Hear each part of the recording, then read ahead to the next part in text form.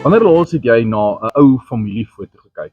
Een van daai waar almal so mooi sit of staan en waar almal hulle moois aangetrek het met gesigte wat wys dat daai pose waarskynlik 'n bietjie langer gevat het om te kry as wat die foto vir jou sal sê.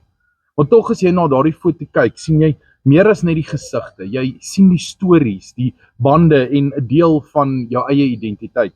Familiefoto's herinner ons dat ons is deel van ietsie groters, 'n groter eenheid. En met Kersfees om die draai gaan daar waarskynlik weer baie foto's geneem word juis om hierdie eenheid vas te vang. En dis my altyd so mooi om dit te doen rondom Kersfees, want Kersfees gaan juis oor die eenheid wat Christus met sy geboorte na ons wêreld gebring het. 'n Eenheid met die Vader deur die bloed van Christus. Tog is Kerstyd vir baie van ons iets waarna 'n mens opsien, juis omdat hulle nie daardie eenheid ervaar waaroor die seisoen gaan nie. Familie en vriende wat dalk 'n bietjie ver sit en die wat wel naby is dalk 'n ander damse eende. In Kerstyd smag ons siele na die gevoel om te behoort aan iets groter. Nou ek het so 'n bietjie gaan loer in die HAT na familiefoto en luister mooi na hierdie twee definisies. Dit sê 'n familie is al die mense of familielede wat deur bloed aan jou verwant is, ook mense wat reeds dood is.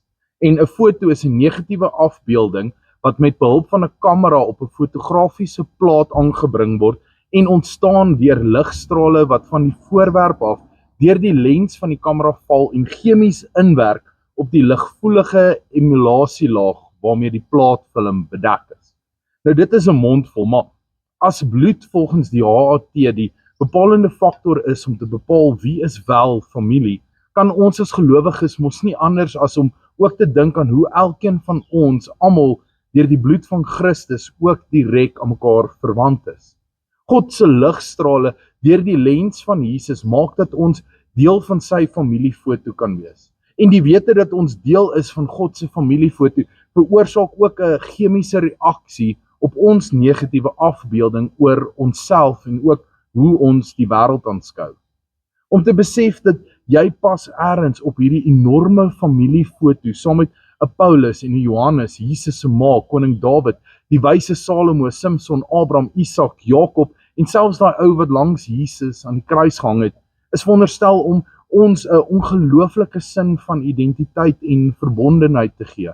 Die belangrikste deel van ons identiteit is dat ons behoort aan die mees gesogte en belangrikste familie in die heelal. Ek so 'n paar weke terug al reeds daaroor gepraat en wat dit beteken, maar vandag lê die klem op eengesindheid. In Filippense 2 roep Paulus die gelowiges om eengesind te wees. Hy skryf: "Maak dan nou my blydskap volkome deur eengesind te wees, een in liefde, een van hart, een in strewe." En hy verduidelik dan hoe ons dit kan doen deur nederig te wees en ander hoër as onsself te ag en nie net ons eie belange raak te sien nie, maar ook die van ander.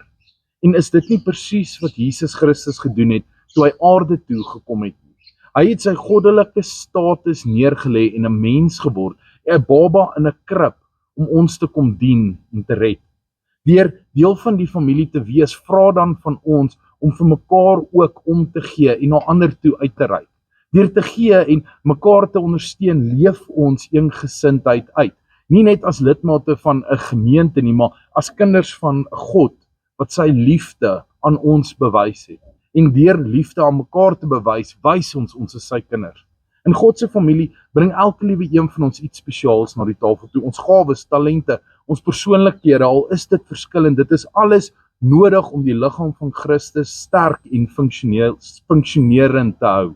Dis hoe God se familie funksioneer. Elkeen gee sy of haar deel met 'n gesamentlike doel voor die oë. So, hoe leef ek en jy hierdie eengesindheid uit? Wel, eerstens begin by jou eie gesin. Wees hierdie Kerstyd die een wat vrede bring, wat konflik afneem, wat liefde bevorder. Raak betrokke by barmhartigheid, doen iets vir iemand anders wat dit nooit vir jou sal kan terugdoen nie.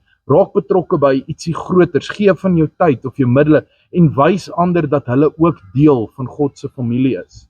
En laat jou lewe 'n voorbeeld wees van nederigheid en diensbaarheid soos Christus se.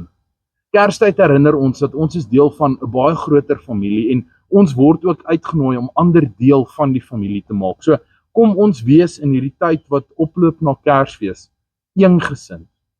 Nie net in ons eie gesinne en gemeentes nie, maar ook in ons gemeenskappe. Jesus het eengesindheid tussen ons en God realiteit gemaak. Mag ons nou dieselfde doen in die wêreld rondom ons. Kom ons bid saam. Ons groot en almagtige Here en Hemelvader, dankie dat ons ingesluit is in U familiefoto. Dankie dat ons deur die bloed van Christus ook verwant is aan mekaar, Here, en ook verwant is aan U almagtige familie.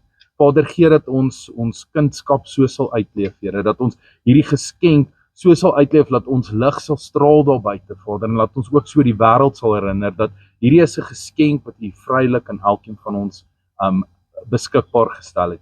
Help ons, Here, dat ons kindskap so sal uitleef, dat ander in ons voetspore sal volg, soos wat ons in U eie voetspore gevolg het. Loof en prys U naam, Here. Amen. Baie dankie dat jy vandag ingeskakel het. As jy sommer reeds klaar 'n praktiese manier soek hoe jy so betrokke kan raak by 'n barmhartigheidsprojek, ons doen hierdie jaar weer daai projek wat ons laas jaar gedoen het, waar ons fondse insamel om vir ons DPS-huise, diakonale pleegsorghuise, om vir hulle Kersgeskenkies te koop. Dat hierdie seisoen vir hulle ook so spesiaal is, soos wat dit vir elkeen van ons is, en dat hulle ook so kan voel dat hulle is deel van 'n breër en 'n groter familie, wat na hulle toe uitreik, wat vir hulle lief is en wat ook vir hulle omgee. So, as jy dalk so betrokke wil raak, hierso is 'n skakel onder andere die video, al die fondse wat ons van nou tot en met Kerstyd, deur ons sosiale media platform gaan spesiaal om geskenke vir hulle ook te koop, dat ons hierdie Kerstyd ook vir hulle ongelooflik spesiaal kan maak, en hulle ook kan herinner dat hulle deel het aan hierdie groter familie, wat vir hulle lief is. So, baie dankie by voorbaat vir die wat al reeds ons so geondersteun het, en as jy voel hierdie plaas op jou hart, klik net op die link, al die details is daar. Mag ek en jy eengesind wees in ons doene en late, en ook so 'n voorbeeld sal wees van ons Vader. Tot 'n volgende keer.